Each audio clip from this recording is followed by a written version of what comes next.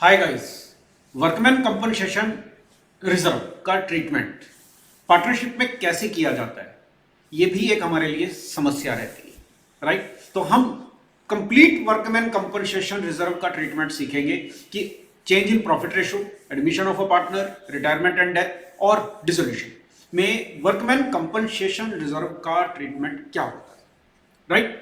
तो सबसे पहला पॉइंट जो आपको समझना है कि जो वर्कमैन कंपनसेशन रिजर्व है, it is created out of profit.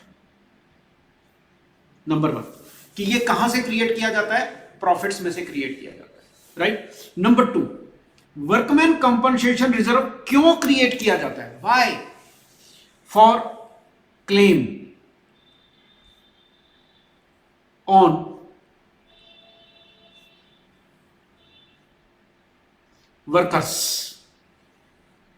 Workers के क्लेम के लिए किया जाता है। कैसे? कि किसी वर्कर को चोट लग गई, ठीक, किसी वर्कर के साथ कोई प्रॉब्लम हो गई, तो उसको क्लेम देने के लिए, उसको पेमेंट देने के लिए वर्कमैन कंपनसेशन रिजर्व बनाया जाता है।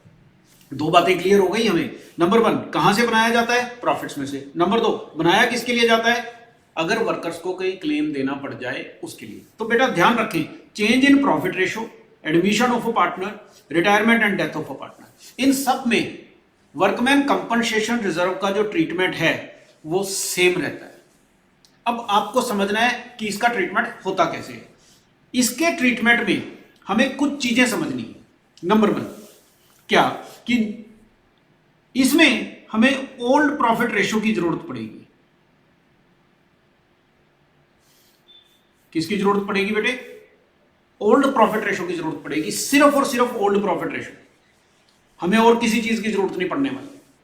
अब कंडीशंस क्या कहती हैं? देखो, चाहे चेंज इन रेशो हो, एडमिशन, रिटायरमेंट, डेथ, बिल्कुल सेम। अब आपको इसमें करना क्या है? नंबर वन, आप देखो कि आपका वर्कमैन कंपनसेशन रिजर्व कितना है। नंबर टू, उस रिजर्व के लिए कोई क्लेम है। और नंबर थ्री, उसकी जर्नल एंट्री क्या बनेगी। और नंबर फोर, उसको बैलेंस शीट में दिखाया जाएगा या नहीं दिखाया जाएगा। अब आप सोचो, आप क्या क्या बनाते हो भाई? आप एक रिवैल्यूएशन अकाउंट भी तो बनाते हो, राइट। आप एक क्या बनाते हो, और क्या बनाते हो आप? और एक आप कैपिटल अकाउंट भी तो बनाते हो। और क्या बनाते हो भाई? और एक आप बैलेंस शीट बनाते हो।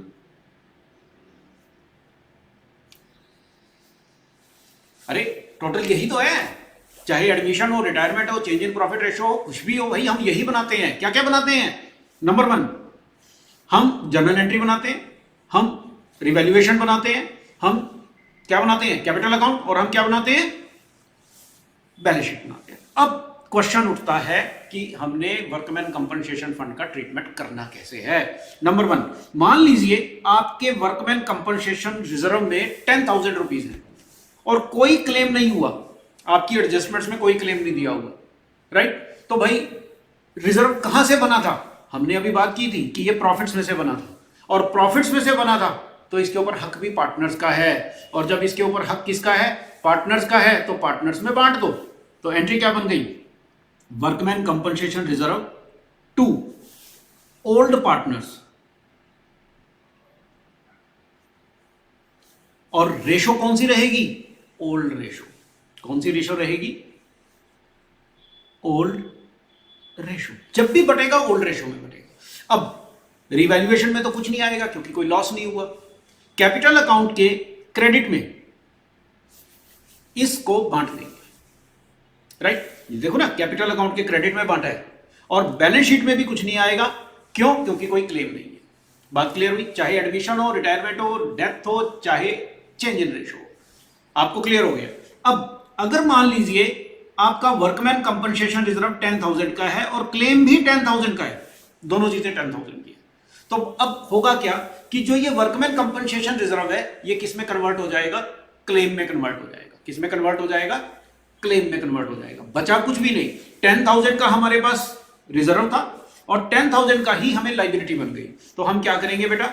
हम करेंगे वर्कमैन कंपनसेशन रिजर्व को डेबिट करके provision for claim on workman compensation. तो जो ये 10,000 है, इस 10,000 को हम क्लेम में डाल देंगे। रिवैल्यूएशन में कुछ नहीं आएगा क्योंकि कोई लॉस नहीं हुआ, रिजर्व बचा ही नहीं है, तो कैपिटल अकाउंट में भी नहीं आएगा। बैलेंस शीट में लाइबिलिटी बन गई ना। आप देखो, जो क्लेम है दैट बिकम अवर लाइबिलिटी, तो बैलेंस शीट में प्रोविजन फॉर वर्कमैन कंपनसेशन, ठीक, क्लेम। आप इसको ठीक लिखिए, आप इसको लिखिए provision for claim on workman compensation 10,000। देखो बेटा, क्लियर होगी बात ये वाली। अब आते हैं तीसरे नंबर पे। 10,000 का वर्कमैन कंपनसेशन रिजर्व है। आप मान के चलो कि 10,000 का वर्कमैन कंपनसेशन रिजर्व है, और क्लेम जो है वो हमारा होगा सिर्फ 6,000 का, कम हुआ क्लेम। तो अब यहां दो चीजें हो गई, एक तो क्लेम तो हुआ लेकिन वो कम हुआ, है ना। तो अब आप समझ रहे हैं बात को कि वर्कमैन कंपनसेशन रिजर्व हमारे पास कितना था, 10,000 का, जिसमें से provision for claim on workman compensation कितना चला गया, 6,000, और जो बाकी बच गया वो तो प्रॉफिट है ना।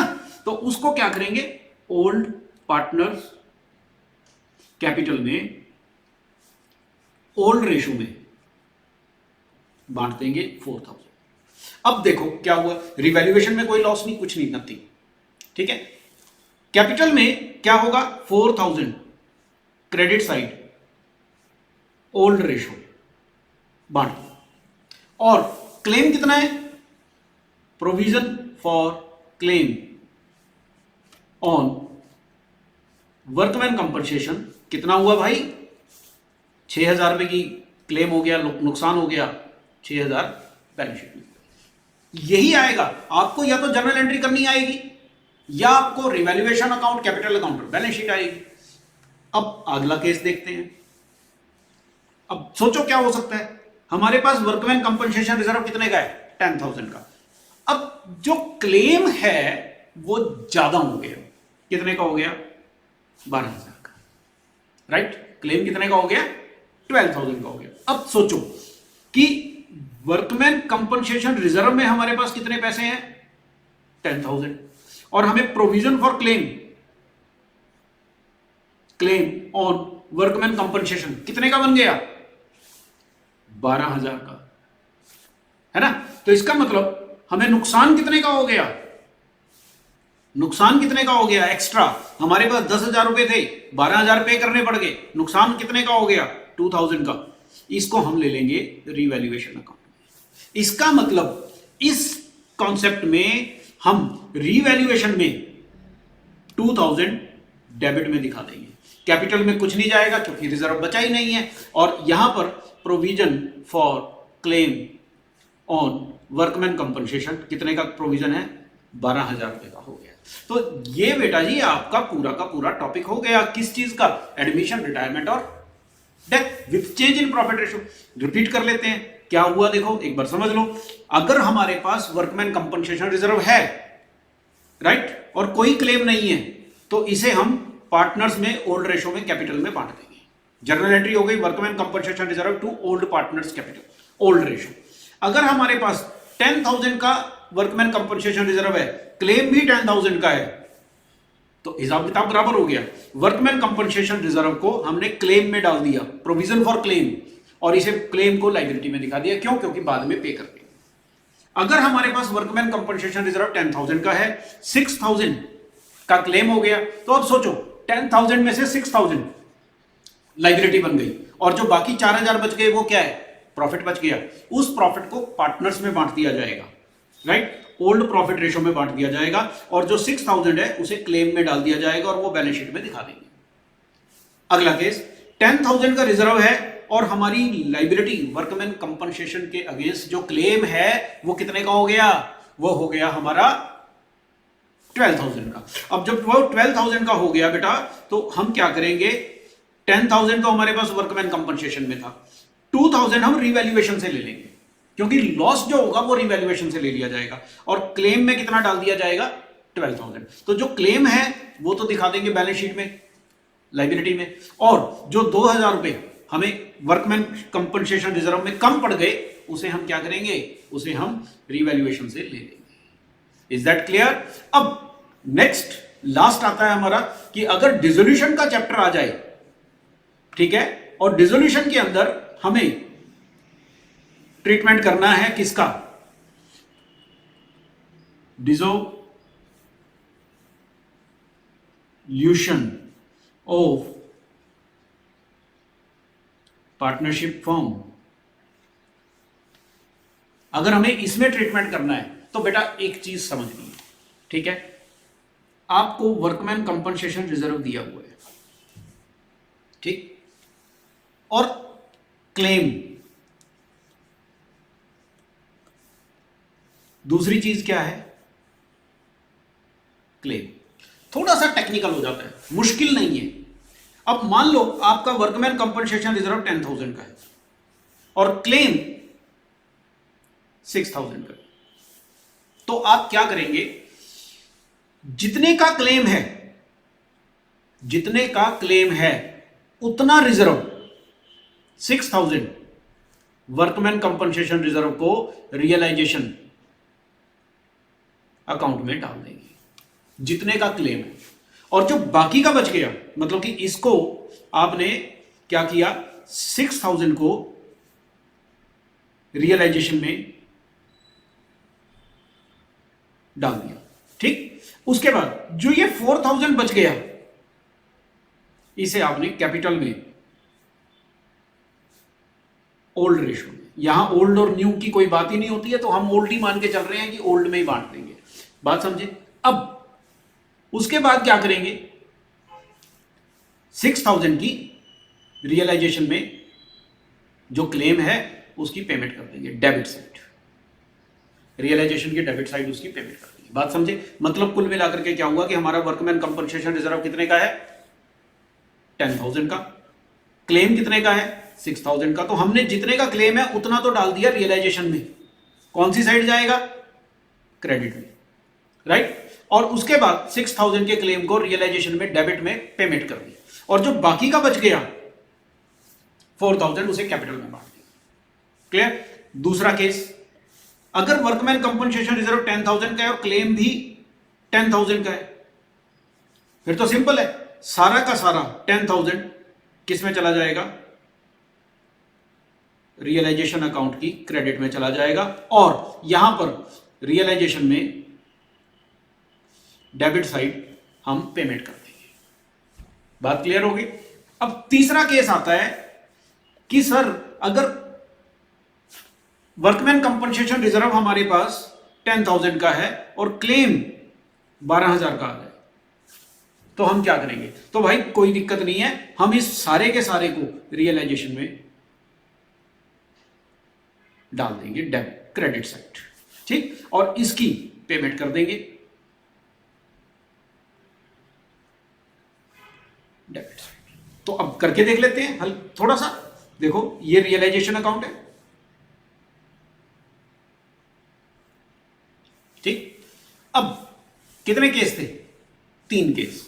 हमने वर्कमैन कंपनसेशन रिजर्व 10,000 का था और लाइबिलिटी हमारी कितने की थी? 10,000 की थी। तो हमने पूरा का पूरा रिजर्व किस में डाल दिया? रियलाइजेशन में डाल दिया। लेकिन अगर हमारी लाइबिलिटी 12,000 की है, ज्यादा है लाइबिलिटी, तो भी हमने पूरा का पूरा रिजर्व किस में डाल दिया? रियलाइजेशन में डाल दिया। लेकिन अगर हमारी लाइबिलिटी यहां पर 4,000 की होती, तो ये जो है 10,000, इसमें से रियलाइजेशन में हम सिर्फ 4,000 डालते और जो बाकी का 6,000 है वो किस में डाल देते? कैपिटल में डाल देते। क्लियर? अब कितने केस बने हमारे? बहुत आसान सा है। अगर हमारा वर्कमैन कंपनसेशन रिजर्व जो भी गिवन है हमें,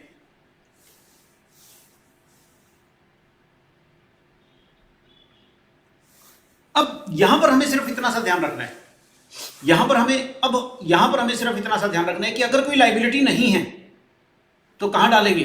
कैपिटल में। अब समझिए, वर्कमैन कंपनसेशन रिजर्व के केस बन गए। Number 1, no liability, no claim, तो हम कहां डालेंगे? कैपिटल अकाउंट की क्रेडिट में डाल देंगे, काम खत्म, क्योंकि वो फ्री रिजर्व हो गया। नंबर 2, वर्कमैन कंपनसेशन रिजर्व, ठीक है।